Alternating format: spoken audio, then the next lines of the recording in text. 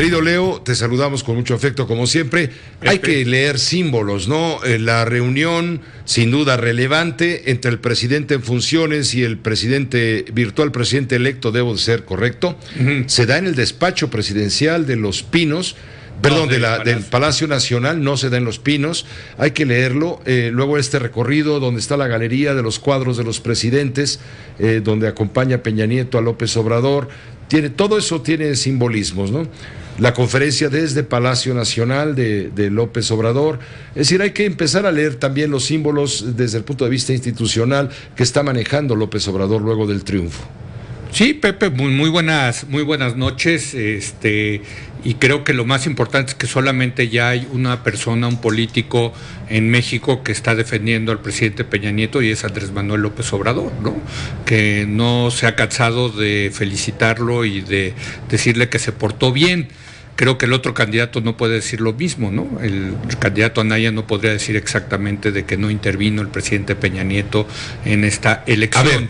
A ver, ya me estás llevando al callejón de los trancazos. Vamos a entrar de una vez. A ver, ¿cuál es la explicación que tú tienes, que tú, Leo Zuckerman, Oráculos, y en fin, tienen para explicar justamente la derrota del PRI, de la manera como ocurre?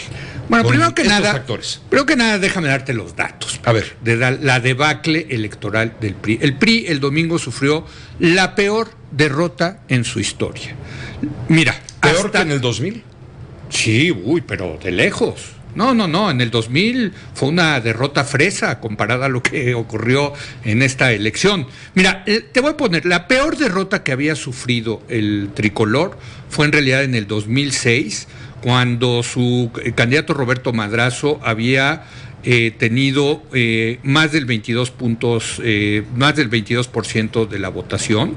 José Antonio Meade, su candidato, en esta ocasión obtuvo el 16.4%. Quiere decir que con respecto a la peor elección presidencial que había tenido el PRI, que fue la del 2006, tuvo 5.6 puntos porcentuales menos. Déjame ponértelo de la siguiente manera. Meade, el pasado domingo, no ganó en ni un solo estado de la República, en ni uno de los 300 distritos electorales. Solamente ganó en 8.2% de los 2.464 municipios que hay en el país, y solamente ganó el 3.4% de las 156.823 casillas que se instalaron el domingo. Déjame decirte cómo le fue en el Congreso. Hoy el PRI tiene 48 senadores, Pepe. Con base en la proyección que estamos haciendo en Oráculos de cómo va a quedar la Cámara la próxima legislatura, el PRI va a tener solamente 14 senadores. De 48 a 14. De 48 pasó a 14 de un total de 128. Es decir, el PRI solamente va a tener el 11% del total de la Cámara de Senadores. Ahora, fíjate en la Cámara de Diputados. El PRI hoy tiene 204 diputados federales que representan el 41%. En la siguiente Cámara de Diputados, de acuerdo a nuestra proyección, solamente va a haber 42 diputados del PRI, es decir, el 8% de los 500 diputados. El PRI, Pepe, va a tener menos diputados que el PT y que el PES. Es decir, el PRI como fuerza política queda relegado ¿a qué lugar? ¿Al cuarto? En la Cámara de Diputados va a ser el quinto grupo parlamentario de la Cámara de Diputados. De pasar del número 1 pasó al quinto. Ni qué decir en los estados, Pepe, donde pues de las 9 elecciones que hubo este pasado domingo, el PRI cero, ni uno. Donde tenía posibilidades, que era Yucatán, al parecer todo indica que la va a perder también en Yucatán, y el PRI se va a quedar gobernando en 3 estados, la mayoría de ellos estados chiquitos, Pepe, no estados grandes. En su gran joya de la corona, ¿cuál es la gran joya de la corona del PRI? El Estado de México, el estado más poblado. Fíjate cómo le fue en el Estado de México al PRI. Va a gobernar solamente en 19 de los 125 municipios que hay en el Estado de México. 19. En ninguno de los municipios poblados del Estado de México. Atlacomulco lo perdió el PRI. Es de lejos la peor cifra en la historia del Estado de México. Ni se diga en el Congreso local, Pepe. ¿Sabes cuántos distritos ganaron de los 45 distritos locales en la legislatura local del Estado de México? Solamente ganaron uno, Valle de Bravo. Fue el único distrito que ganó, y desde luego ahora la legislatura la va a controlar Morena, pero de calle, va a ser la primera fuerza política en el Estado de México. Pepe, por donde se vea, veas los números por donde se vea, es un desastre, es la debacle electoral del Partido Revolucionario Institucional, que pasa a ser un partido, me parece, testimonial. ¿Ya tienes los datos de cuánto aportaron los aliados al PRI, con el PRI en la coalición de todos por México? Te los puedo dar, aquí es decir, los tengo. ¿cuántos votos le aportó el Partido Verde? ¿Cuántos votos le aportó el PANAL? Por cierto, el Partido Nueva Alianza perderá su registro. Es probable que pierda su registro, lo mismo que el Partido Encuentro Social. Pues mira, de los 7.472.000 votos que recibió MID, 6.157.000 vinieron del PRI, 822.000 del Verde y 493.000 de Nueva Alianza. Es decir, sí le aportó algo, sobre todo el Verde, pero pues aquí lo que estamos hablando es la debacle del PRI. Y la pregunta es, ¿a qué se debe esa debacle? Y yo creo que la respuesta es más que evidente: a la corrupción. A la corrupción, Pepe. Creo que así lo deben de entender y leer los Duarte. Bueno, a los Duarte, a los Borges, a todos esos, a toda esa camada. Y si me permites, también los grandes escándalos de la corrupción del gobierno federal de Enrique Peña Nieto, la Casa Blanca, Odebrecht, la estafa maestra.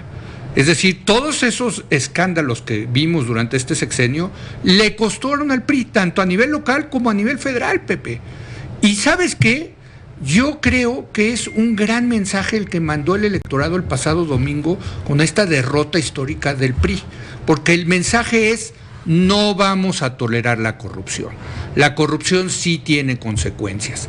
Al que cachemos en escándalos de corrupción le va a costar en las urnas.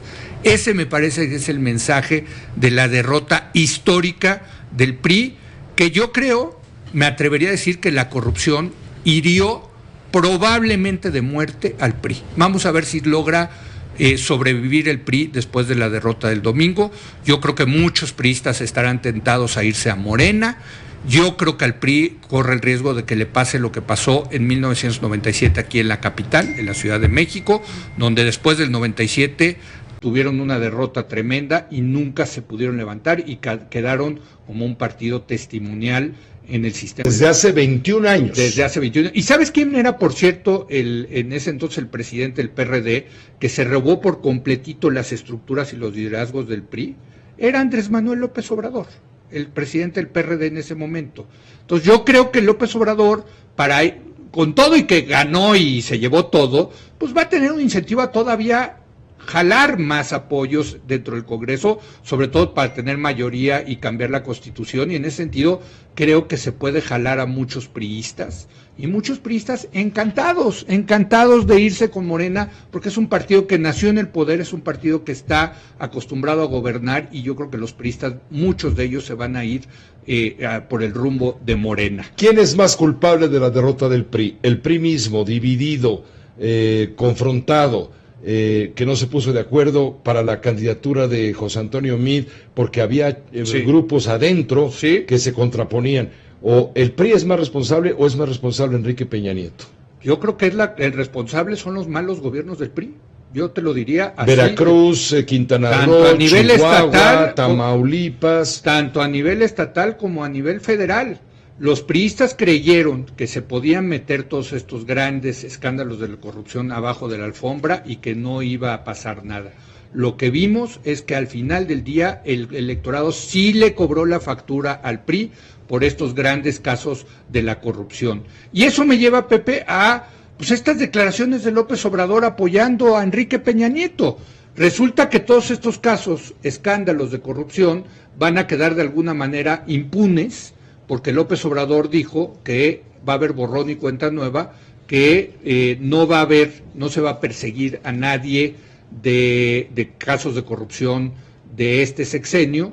Y bueno, pues por lo menos hay que decirlo no se fueron con la total impunidad con el tema de la corrupción, hubo un castigo en las urnas, desgraciadamente va a haber un castigo donde debería de haberlo, que es en la justicia, que se deberán procesar judicialmente estas cosas. Hoy, el único que apoya al presidente Peña Nieto, paradójicamente, o no tan paradójicamente, vamos a ponerlo así, es Andrés Manuel López Obrador. Yo creo que las presiones dentro del partido, dentro de los priistas, han de estar enojadísimos con todo lo que pasó en esta elección, y desde luego va a llegar, porque es inevitable en la política, Pepe, la noche de los cuchillos largos. Se van a tener que saldar las cuentas, y como lo vimos en el año 2000, el presidente va a salir muy golpeado dentro de su partido, como salió el presidente Zedillo, y ni se diga el candidato José Antonio Meade, que creo que en muchos años no se va a poder acercar a la sede nacional del Partido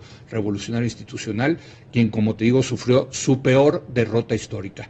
¿Tiene la culpa nada más Peña Nieto y Meade? No, la tienen los priistas por haber fomentado o tolerado la corrupción durante tantos años. Eso es lo que les costó, y por eso te digo, a mí me da mucho gusto la derrota del PRI, porque por el mensaje, no por los priistas, porque yo tengo amigos priistas y creo que hay priistas honestos, yo te lo digo con toda honestidad, yo creo que hay gente muy valiosa dentro del PRI, pero me gusta la derrota del PRI por el mensaje, Pepe, y el mensaje lo tienen que escuchar no solamente los priistas, sino todos los partidos, sobre todo Morena. Un mensaje que supo leer Andrés Manuel López Obrador, la irritación, sí, el enojo, el hartazgo, sí. Él supo entender esa emoción y canalizarla a su favor. Pues sí, y qué tal hoy apapachando al presidente Peña Nieto en Palacio Nacional. Es un poco disonante la figura, ¿no? De decir,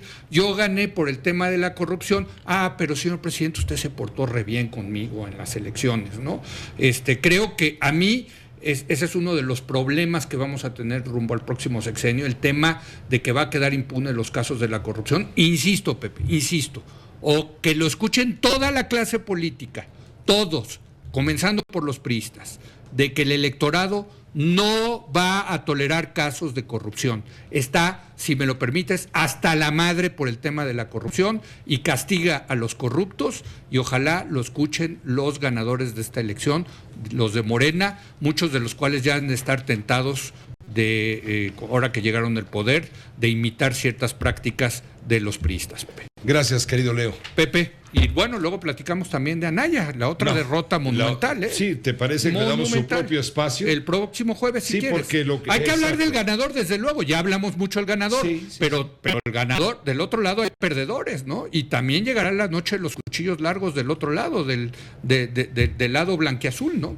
Ya estamos empezando a ver algunos movimientos en ese sentido. En fin, lo comentaremos el jueves pasado. Gracias, Pepe, buenas noches. Que te vaya bien, buenas noches. Están el Partido Encuentro Social y el Partido Nueva Alianza, el fundado por la maestra Elba Ester Gordillo, ahora aliada de Andrés Manuel López Obrador.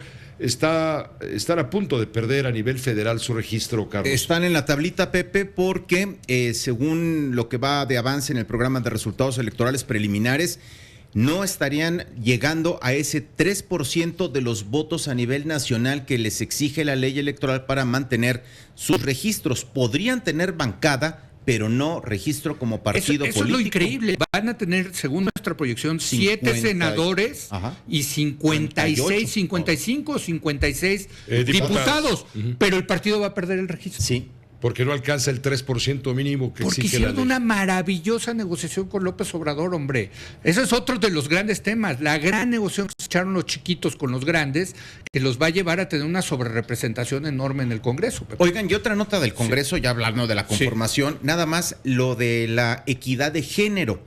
Nada más para darles una idea, en la integración del Senado de la República en el año 2000 a 2006, mujeres había 15.63%, varones 84.37%. En la próxima legislatura, en la 64, en la Cámara de Senadores, habrá 50% mujeres, 50% hombres en el Senado de la República. Y en la Cámara de Diputados, para tener la referencia, en la legislatura número 60 de 2006 a 2009 había 23% de mujeres, 77% de hombres.